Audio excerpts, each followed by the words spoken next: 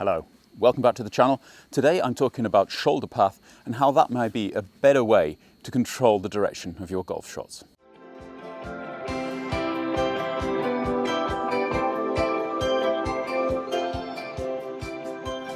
Before we start, I'd just like to give a big thank you to all the patrons who have signed up to my Patreon account and are supporting the channel. Thank you very much, guys and girls, for doing that. That really does help an awful lot. If you would like to become a patron, I shall leave a link below.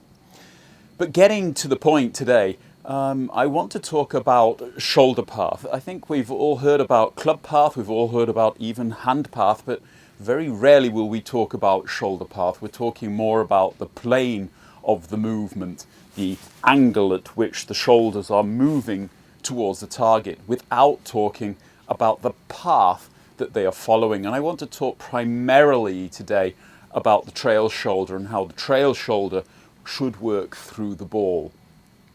If you think about it logically, in order to get the club head to be moving on a path towards the target through the ball, you have to get your hands doing that.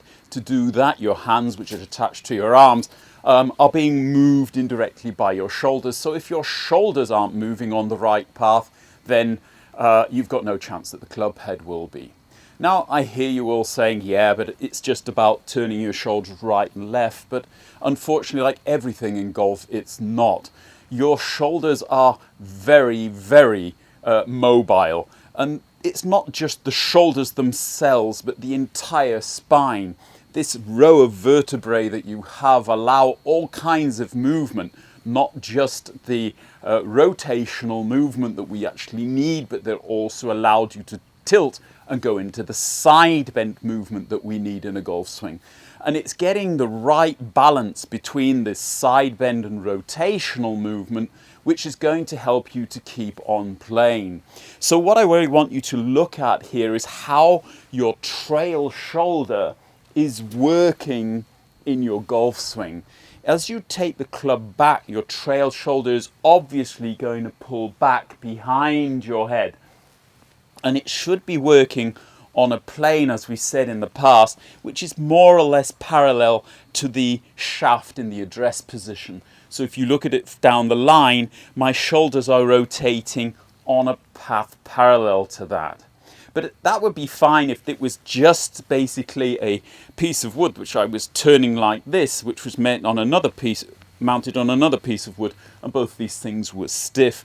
Obviously they're not. So the changing in the bowing of your spine is also going to change the angle that your trail shoulder goes up. So it can start flat and get steep, it can get steep and then go flat. It can take all kinds of strange movements in the swing, and this is even more so in the downswing. As I start the downswing, getting too much side bend will actually take the trail shoulder down and back behind me. Getting too much rotation forward will bring the trail shoulder forward, and as a lot of people probably are already experiencing in their golf swing, bring the golf club and the arms and hands over the top. So getting a kind of a conscious feeling for the path that the trail shoulder is taking may well be the key to actually getting the thing on line and getting the ball back on the fairway.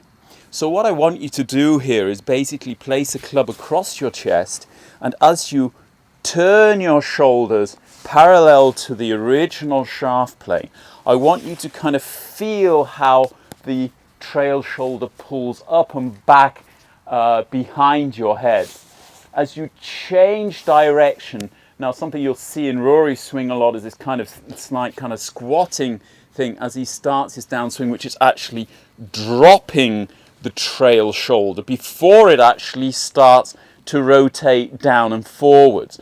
And then there's a combination of the side bend and the rotation of both your hips and shoulders, which is bringing the shoulder forward.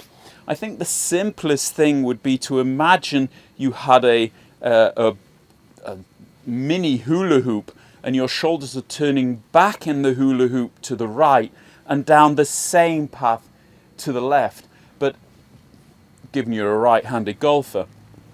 But in truth, you're not going to get exactly that plane. And people who are actually kind of pulling down a bit more with the right side and getting this lead shoulder up a little early will be coming more kind of inside and moving with a path that's going out to the right of the target, again for a right-handed golfer. Others which get or keep the trail shoulder up and then get the shoulder coming down will be coming a little bit more kind of out to in. And it's getting this balance really. How quickly are you going to get the shoulder being pulled down, and how quickly are you going to allow the shoulder to actually come forward? And that's going to have an awful lot of effect on your golf swing and on the path of your golf swing. If, for instance, you're doing tend to hit a lot of balls out of the socket or shank of the golf club, that could well be that you are getting too much side bend and not enough rotation, which is changing your path and moving and throwing your arms and hands out into the ball, and obviously with them the socket of the golf club. On the other hand, if you are slicing the ball, you're going to be probably leaving that trail shoulder up in the air too long, not getting any contraction in the trail side of your body, and by the time you actually bring your arms down, it's too late. The path of the club is totally wrong, and you're going to be fighting the spin on the golf ball around the golf course. So it's really a question of getting this feeling or this visualization of the trail shoulder pulling back, coming down slightly under its original plane, staying under the original plane and going through the ball, or almost in a feeling kind of parallel to the target before it comes up and around. I think although we're kind of talking a lot about the trail shoulder, you should also be aware that it is helpful to have the feeling of the lead shoulder pulling back. If you get that coming back, you'll actually flatten out the shoulder plane of the trail shoulder and help it to go more to the target.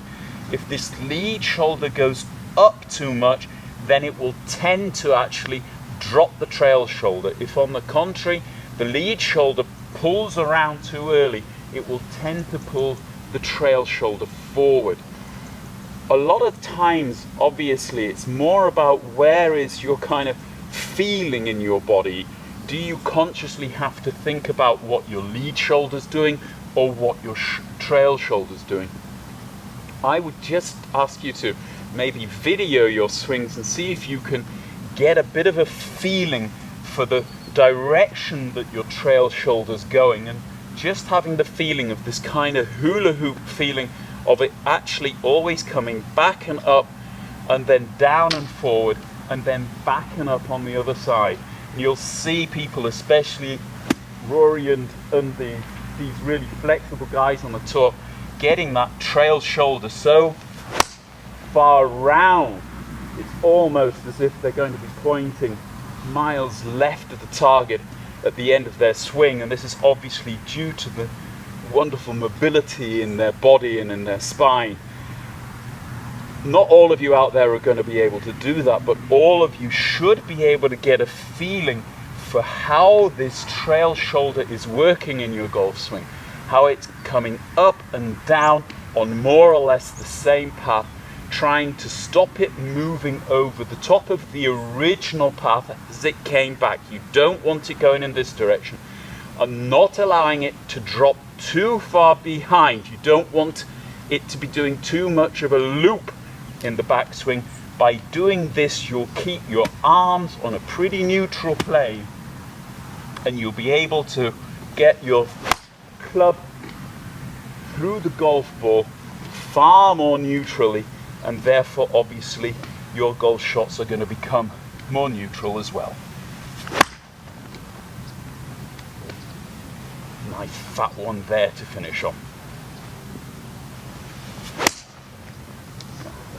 Better? Hope you liked it, hope it helps you. If it did, hit the like button, don't forget to subscribe to us if you haven't done already. I will be back very shortly with a new video, and until then, goodbye.